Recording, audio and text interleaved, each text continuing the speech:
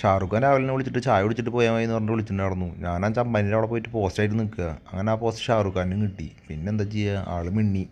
അങ്ങനെ സെക്യൂരിറ്റിക്കാരനോട് പറഞ്ഞായിരുന്നു ചെക്കൻ വന്നു കഴിഞ്ഞാൽ ഒരു ഫോട്ടോ എടുത്ത് കൊടുത്തോന്നു. പിന്നെ ഒന്നും നോക്കിയില്ല, തിരിച്ചൊന്നൊരു ഫോട്ടോ എടുത്തു. അങ്ങനെ പോകുമ്പോൾ വഴിക്ക് കഴിഞ്ഞ ഒരു സ്ഥലത്ത് തേൻ വിൽക്കാൻ വെച്ച് കൊടുക്കണം. തേൻ വാങ്ങിച്ചു കഴിഞ്ഞാൽ തേൻ്റെ ഒപ്പം തേനീച്ചെണ്ണി ഫ്രീ കിട്ടുന്നുണ്ട് കേട്ടോ. അത്രയ്ക്കധികം തേനീച്ച. അങ്ങനെ ഡിമാർട്ടിൽ കയറിയിട്ട് കുറച്ച് ഫുഡ് വാങ്ങിച്ചിട്ട് നേരെ തുടങ്ങി റൈഡ്. പിന്നെ വൈകുന്നേരം ആയപ്പോൾ കിടക്കാൻ വേണ്ടിയിട്ട് പെട്രോൾ പമ്പ് ചേട്ടാ ഒരു സ്ഥലം ചോദിച്ച് പോയതാ.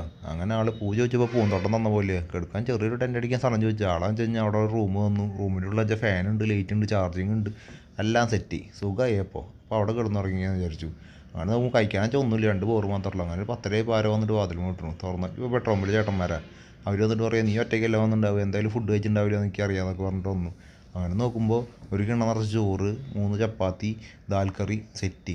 ഞാനെന്ന് വെച്ചാൽ ഒന്നും ആഗ്രഹിക്കാണ്ട് പോണ കാരണം ഇങ്ങനത്തെ ഓരോരോ വെറൈറ്റി സാധനങ്ങളാണ് ഉണ്ടായിക്കൊണ്ടിരിക്കണേ. സംഭവം കളറാവുണ്ട്, എന്താ ചെയ്യുക. അപ്പോൾ എല്ലാവരും ഒന്നും ആഗ്രഹിക്കാണ്ട് പോവാട്ടോ.